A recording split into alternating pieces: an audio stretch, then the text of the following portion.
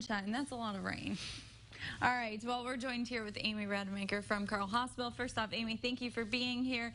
Secondly, as we see all this rain coming our way again, it's a good time to talk about some of the stresses that farmers have been facing. This has been a rough year. I feel like it's a broken record, but you can pretty much hear that from just about any farmer. So what are you seeing on your end? Just what is stressing people out this year?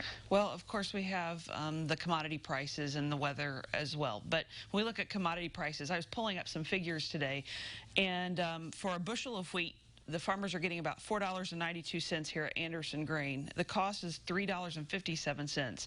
That means that they're only yielding $1.35 on their investment.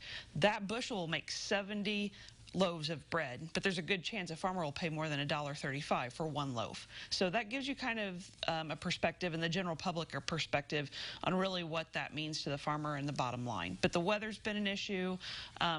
We always are concerned about isolation and stress when we're working longer hours, which we were experiencing a lot of that a few weeks ago. So those are just some issues that we're trying to deal with. So we don't typically say this, but what can we do to beat the summer blues if you're a farmer dealing with this situation? Well, one of the first things is make sure that we're getting plenty of sleep. Now that we're off of planting season, it's not as big of an issue, but need to make sure we at least have 7 hours of sleep every night. That can play a big factor. Try to walk from one part of the farm to another rather than riding on a gator or a Polaris, any of those types of things. We can do a little bit of physical activity, and it's hard in this heat. But we're also offering some classes regarding mental health first aid for the general public, and not necessarily people that seem to be experiencing that, although they are more than welcome to attend, but people who work with these types of situations or feel that they might come into a situation.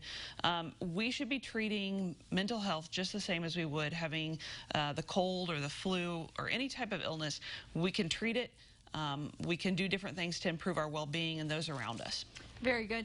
And I'm also thinking here's some information for you about those classes. What will you cover in those classes? Okay, so Mental Health First Aid is a national curriculum program that's out there to educate people on different types of mental illness and what those things really look like. We see things portrayed in the movies, but that's not necessarily what the everyday situation would look like. So we go through different types of scenarios.